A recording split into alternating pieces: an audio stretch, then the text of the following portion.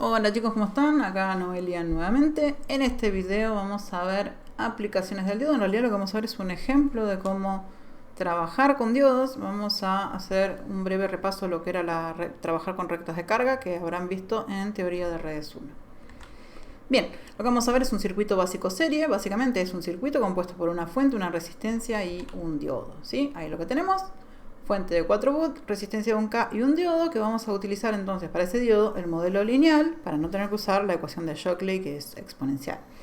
Tenemos resistencia de 20 ohms y V gamma de 0,7. Lo que vamos a hacer es, en primer lugar, lo vamos a resolver en forma teórica, o sea, en forma analítica, ¿sí? Lo que vamos a hacer es plantear una malla y vemos que Vin va a ser igual a la corriente del diodo por la resistencia más la tensión del diodo porque es un circuito serie. Sabiendo que usamos el modelo lineal del diodo, podemos reemplazar BD por V gamma más ID por R dinámica, con lo cual queda la expresión más a la derecha. Si despejamos la corriente de esa ecuación, lo que tenemos es que la corriente del diodo va a ser la resta entre la tensión de entrada y el V gamma, dividido la suma de la resistencia física, si la resistencia R, y la resistencia dinámica del diodo.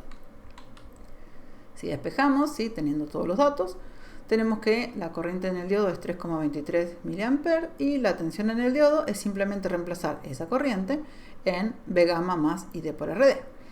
Entonces eso me da 0,764 volts. Ahora vamos a verificar que podemos hallar exactamente ese mismo punto mediante otra herramienta, que es la herramienta de la recta de carga. Esto lo vieron en teoría de redes 1, no sé si en teoría de redes 2 lo habrán vuelto a ver, pero bueno, en teoría de redes 1 sé que lo vieron. La idea detrás de la recta de carga es decir que yo tengo un objeto, un dispositivo alineal, ¿sí? Del cual yo desconozco cómo se comporta en forma teórica, pero tengo su característica gráfica, ¿sí? Entonces lo que vamos a hacer es suponer eso como una caja negra, bueno, roja en este caso, pero bueno, supongamos que es negra, y suponer dos casos extremos, ¿sí? Esa caja negra se comporta, o ese diodo se comporta como un circuito abierto o como un cortocircuito. Entonces, si el diodo es un cortocircuito, es decir, que tiene tensión entre sus bornes igual a 0, podemos decir que la corriente en el diodo va a ser Vin sobre R. Por otra parte, si el diodo es un circuito abierto, es decir, que tiene una, llámenle impedancia infinita, no permite el paso de corriente, la corriente vale 0, nos queda que como no hay corriente, no puede haber caída de tensión en la resistencia, por lo tanto, la tensión en el diodo va a ser igual a la tensión de entrada. Haciendo eso y sabiendo que el modelo del diodo es lineal, podemos graficar tanto la recta de carga como la característica del diodo. Vamos a hacer un zoom para ver esto de la recta de carga. Es el mismo gráfico que tenemos antes, pero más grandote, por si hay alguno chicato y no ve. El cruce entre la recta de carga y la característica de mi elemento alineal, en este caso un diodo, me da el punto de polarización o punto de trabajo. ¿Qué quiere decir punto de trabajo? Es la corriente y la tensión a la cual está trabajando ese diodo y por lo tanto el resto del circuito, ¿sí?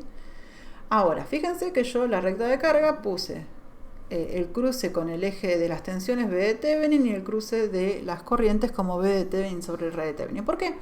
Porque si bien yo no necesariamente tengo que tener una topología de circuito simple serie, puedo llevarlo a esa topología haciendo un equivalente de Thevenin, ¿sí? Entonces, es posible llevar cualquier tipo de circuito, algunos serán más engorrosos, pero es posible llevarlos a una tensión, resistencia y diodo. Ahora vamos a hablar un poquito de algo que parece tonto, pero es extremadamente importante para nosotros, que es la nomenclatura cuando trabajamos con el mundo de la continua y el mundo de la alterna en simultáneo.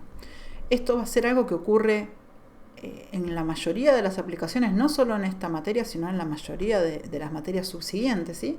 No vamos a trabajar nunca con continua o con alterna solamente. O sea, puede haber aplicaciones que sean solo de alterna o solo de continua, pero generalmente no ocurre. Y tenemos que poder identificar, tener algún tipo de nomenclatura que me permita identificar si una magnitud es de alterna o de continua, o de las dos, ¿sí? Cuando ustedes vean mayúscula, mayúscula, como es el caso B mayúscula, in mayúscula, estamos hablando de una magnitud de continua, ¿sí? Cuando tengamos minúscula, minúscula, estamos hablando de algo que es netamente de alterna.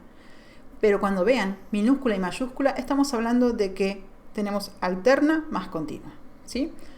Cuando yo tengo un circuito que tiene alterna más continua, si quiero trabajar con recta de carga, voy a tener que hallar una recta de carga, primero para la continua y posteriormente para la alterna, ¿sí? Entonces vamos a trabajar con más de una recta de carga. Esto es algo importante, es previo a lo que vamos a ver ahora.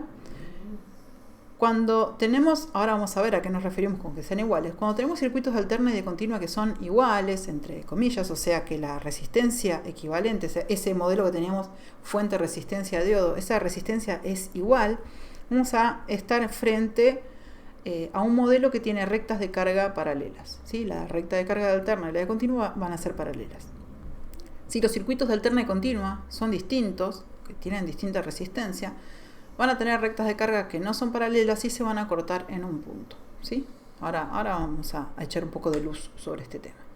En este caso, por ejemplo, vemos que tenemos un circuito que tiene dos fuentes, una de continua y una de alterna. Básicamente tengo una continua y se dice que está montada arriba de la continua la alterna. O sea, supónganse que tienen 10 volt de continua y una alterna que tiene una amplitud pico de 1 volt. O sea, medio volt para arriba, medio volt para abajo. Lo que van a ver es que tienen una tensión que en bornes, digamos, de las dos fuentes va a valer a veces 10,5 y a veces 9,5, ¿sí? 10 como valor medio, 0,5 para abajo, 0,5 para arriba, dependiendo en qué ciclo esté.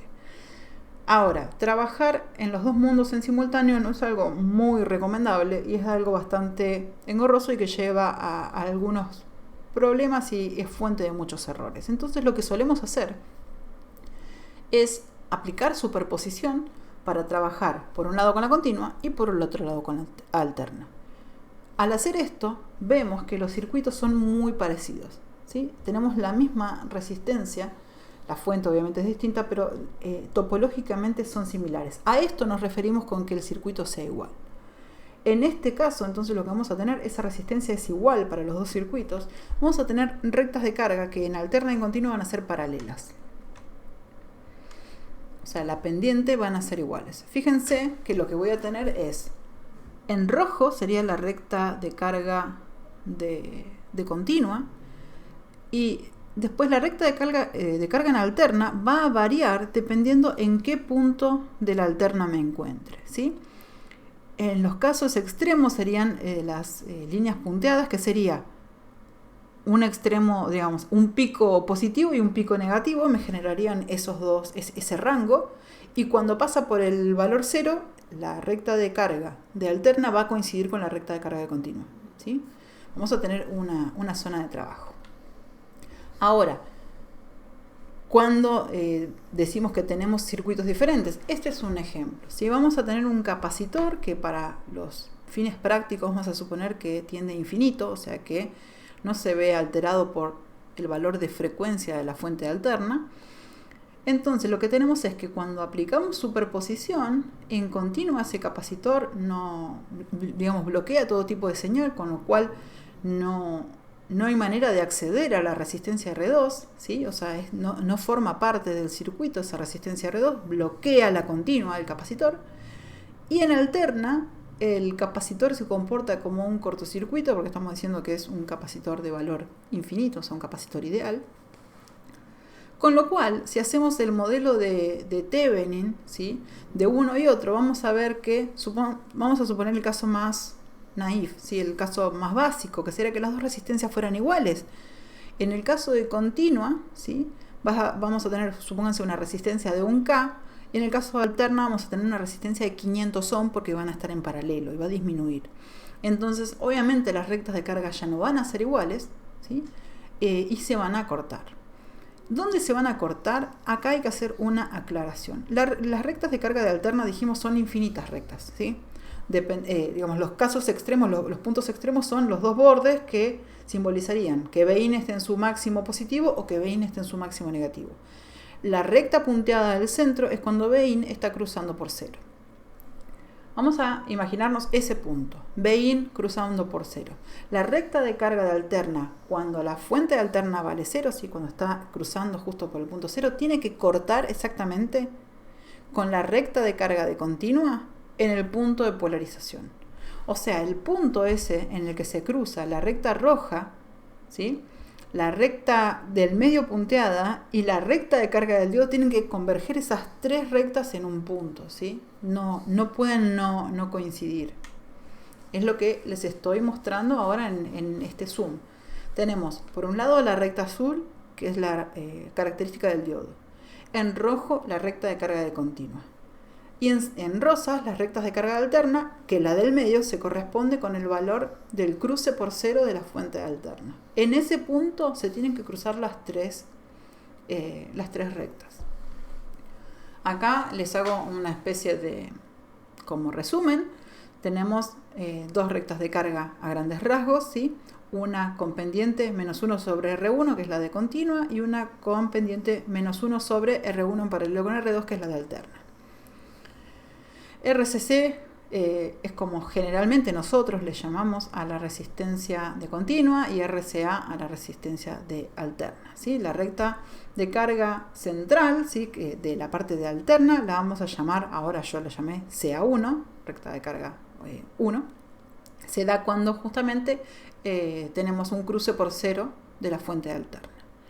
La recta de carga CA1, la recta de continua y el punto de trabajo del diodo se cruzan todos en un mismo punto, ¿sí? Hay un valorcito que está marcado ahí abajo, que es el cruce de la recta de carga de alterna con el eje, llámenle X, sería con el eje de las tensiones, que lo vamos a llamar BX. Esto es una nomenclatura propia de la cátedra, ¿sí? Nosotros solemos llamarle de esa manera.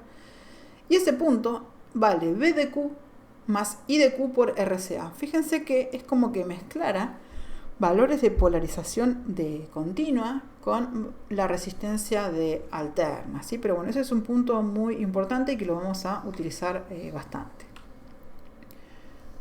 ¿Cómo hallo la recta de carga en alterna? ¿Sí? Vamos a ver, por un lado, cómo sería en forma más teórica y después les voy a decir cómo hacerlo más fácil, ¿sí? Cuando aplicamos superposición tenemos que en continua la tensión BIN es igual a B de Q más I de Q por RCC. Es la malla del diodo, resistencia y fuente. En alterna tenemos lo mismo, ¿sí? BIN va a ser BD más ID por RCA. ¿Qué ocurre? Si yo quiero graficar la recta de carga en alterna, mi alterna en realidad no está flotando, ¿sí? No está así como sobre la nada, está montada, como dijimos al principio, arriba de la continua. Entonces, estos mundos que en realidad estamos planteando como que viven separados, en realidad están coexistiendo, y para poder plasmar mi recta de carga en alterna, tengo que hacerlo considerando que está subida arriba de una continua. Para hacer eso, tenemos que plantear un modelo que contemple la continua más la alterna. ¿Qué es lo que quiero decir? Vamos a tratar de poner las cosas en claro. En primer lugar, ustedes lo que van a hacer es hallar la recta de carga de continua. Van a ver dónde intersecta con la característica del diodo y van a hallar el punto Q, ¿sí? Ese es el punto de polarización. Es todo para todo lo que van a usar la recta de carga de continua. Es lo más importante de la recta de carga de continua es poder extraer ese punto, B de Q y de Q. Una vez que ya tienen ese punto, ya saben dónde están parados, ¿sí? Es como, ya sé, ahora yo estoy parado acá en este punto. Se olvidan de la continua porque lo que necesitaban de la continua ya lo tienen. Y ahora van a pasar al mundo de la alterna que está superpuesta a esa continua. Para hacer eso necesitamos lo que se llama un análisis cuasi estático, que es montar alterna más continua. ¿Qué hacemos? Nosotros sabemos que la tensión del diodo, fíjense, alterna más continua es la suma de la tensión de continua más la tensión de alterna. La corriente del diodo, lo mismo, de alterna más continua, es la corriente de continua más la corriente de alterna. Si despejamos, ¿sí?, la corriente del diodo de alterna, nos queda que la corriente del diodo de alterna es la corriente, vamos a llamarle total, ¿sí?, la alterna más continua, menos la corriente continua. Por eso les puse los gráficos, las ecuaciones, porque si no es muy engorroso. Reemplazamos esta que decimos ecuación C en la ecuación A, que es la que teníamos allá arriba, que habíamos despejado la tensión del diodo, ¿sí? Y una vez que hacemos esto, ¿sí?, esto se los dejo a ustedes como tarea, vamos a reemplazar en la ecuación B. Al hacer esto, lo que vamos a hacer es obtener un valor de la tensión del diodo total, ¿sí?